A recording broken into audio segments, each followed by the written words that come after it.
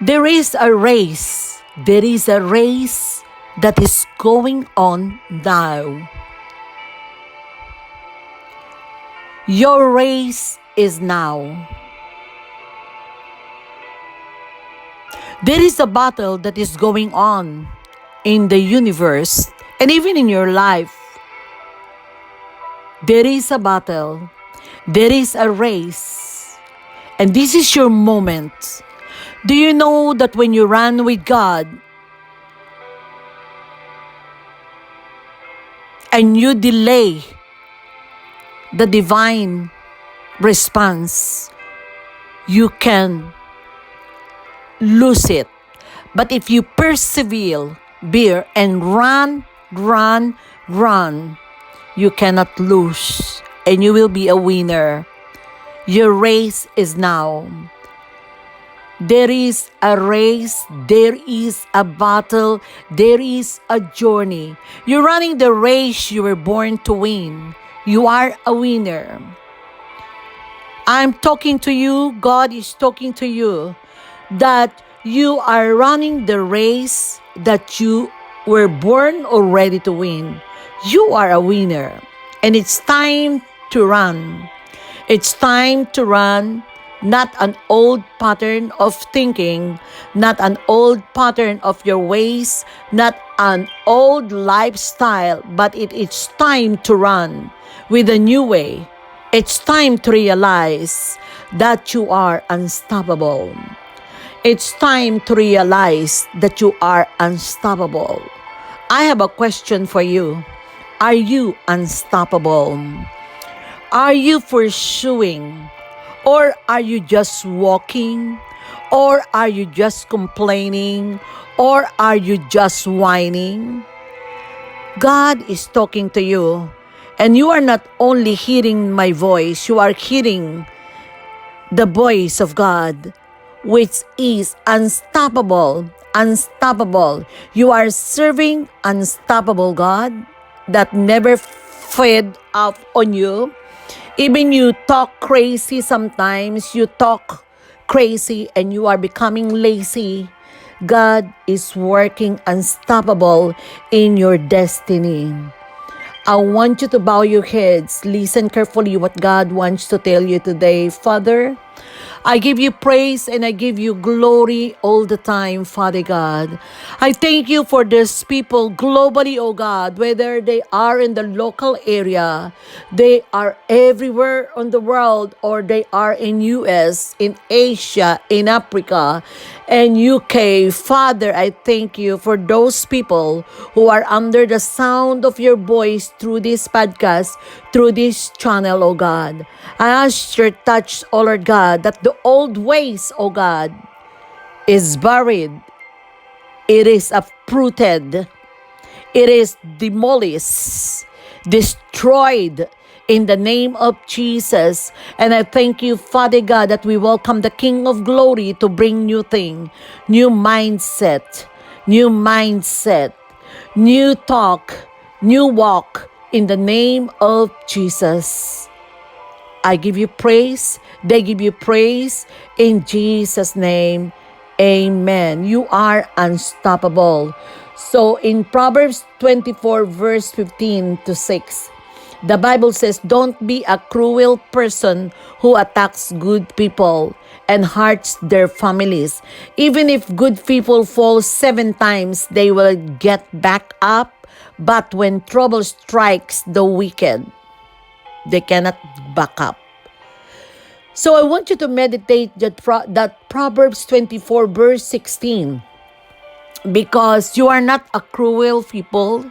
You are not an evil people, that you are always attacking good people. You are attacking the government. You are attacking your wife. You are attacking your children. You are attacking your church people, and you are attacking your friends. But the good people, they said, fall 7 times. They are persecuted.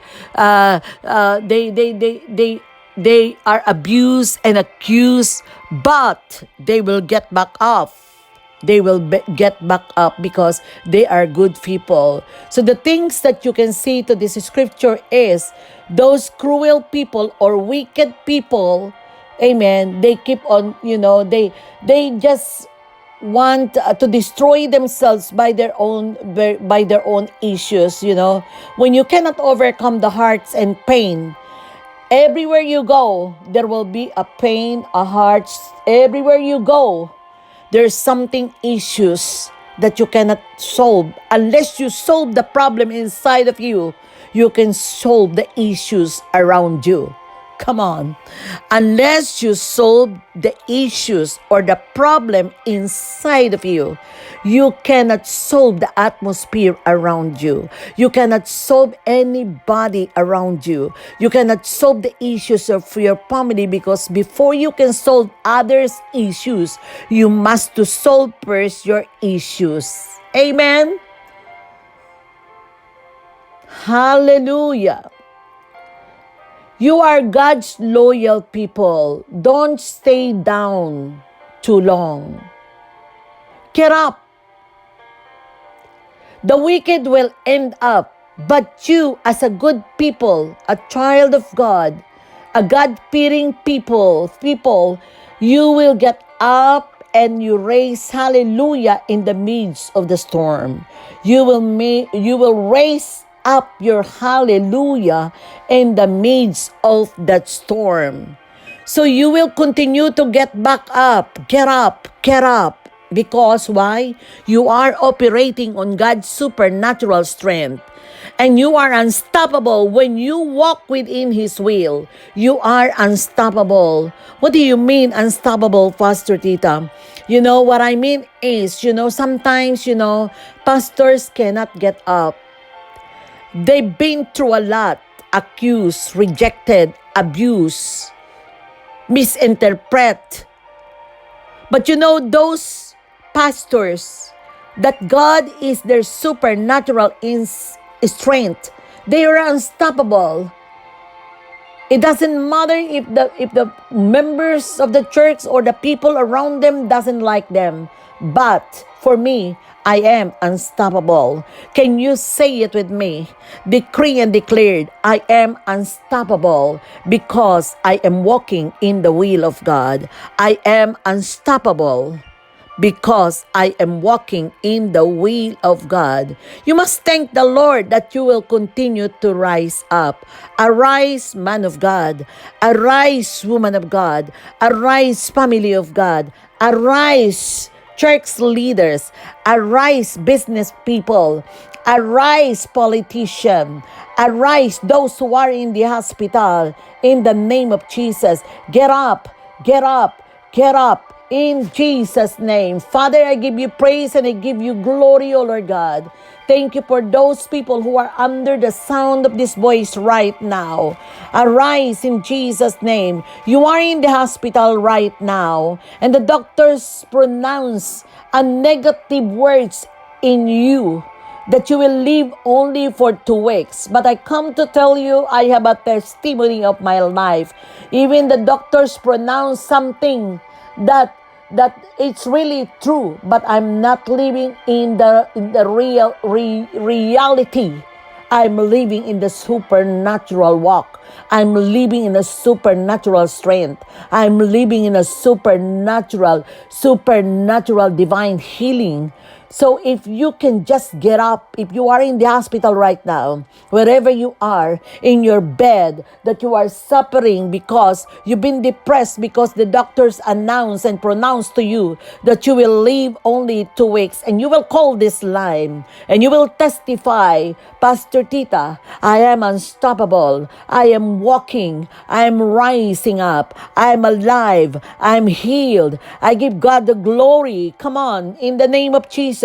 You can walk, you can make it, you can go through. In the name of Jesus, I declare that you are an overcomer. You are an overcomer. You are a winner. You are healed by the blood of Jesus. And through the blood of Jesus, God is recreating a new organs in you, a new heart, a new liver, a new kidney, a new lungs. In the name of Jesus. Yes, you are in a confusion because you don't know where you are going to live because you lost your house. But I come to tell you in the name of Jesus, you are going to walk in a supernatural strength of God, in a supernatural eye, that God is seeing you in the lens of God, that you are not going to give up that house. That house belongs to you, and no weapons forms against that house.